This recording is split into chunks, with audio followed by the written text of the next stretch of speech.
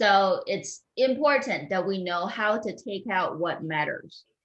Are we following so far, everybody? And what we're doing now is to give everybody a little summarized point, okay, or an overall insight in terms of how we practice with efficiency when it comes down to reading, all right? And this particular thing comes with active reading, but it focuses on a different perspective, which we, in this case, refer that to information extraction. Everybody, this is a new term, a new idea. And what it means is to take out information and then what we want to do or what we want to achieve, let's say, put that down here. The goal that we have, right, of practicing information extraction is to make sure they are efficient, okay, accurate, and specific. So those three will be the three keywords in how everyone can double check or check on yourself whether or not you practiced information extraction, okay, to a good extent, right? So the good extent will be whether they are efficient, whether they are accurate, whether they are specific enough for you to either create, right, your mind map later on, or for you to create your own writings. So as I said before, active reading and information extraction, they're together. Does that make sense, everybody? All right, and information extraction primarily, right, corresponds more to the second step, which is the during stage. So when everybody is reading with active reading, right, in this particular format, you will be expected to read through the passage while taking down some notes. Are we following so far, everybody? And how do you take more accurate notes? How do you take more specific notes? Those things will come down to this one little interesting thing known as information extraction. So basically that goes down, right, and then helps you to identify which information matters more than the other, and how do we take out potentially useful information. All right, everybody? So for that, let's put down, okay, something related to it, how to practice it. All right, how to practice with it, or how to practice it. I'll just say that. All right, so from what we have talked about so far, right, this is a way of reading faster. This is a way with reading with more efficiencies. And let me just give everybody the question, right, so far, and then see what everybody can fathom out for now. Harris, what do you think? Information extraction, what do we extract? What are some of the things that are important, right, alongside active reading to help us read with further detail-oriented mindset? Like keywords of the passage.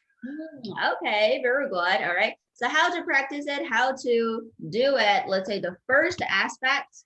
So things I'm going to put down, they belong to key aspects. All right. So things that we focus on, or you could say criteria as well. You could say, right, spaces or stages, right? Whichever word that you would like to go with here. What we are talking about now are the parts or the points that we would want to focus on. So keywords would be part of it.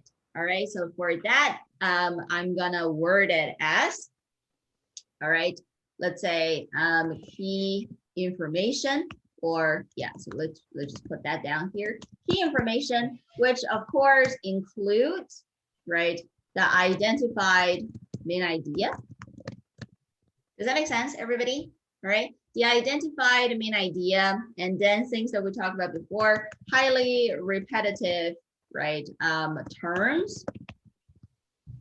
All right, and what else count as key information? For example, if there are any references that you're able to take out.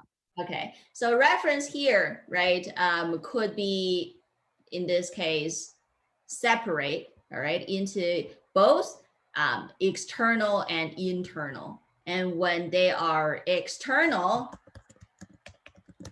okay, that simply refers to elsewhere. So for example, you're reading a science-related article, then external references will be what the author has taken out from other places, of something related to findings that have already been confirmed in a different, let's say, science magazine or science paper. All right, so those information are not originally created by the author, but they're utilized by the author in order to achieve certain purpose.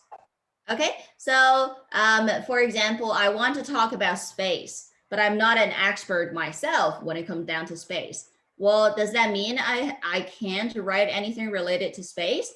Not necessarily, right? If I am not an expert, let me just quote from people who are experts.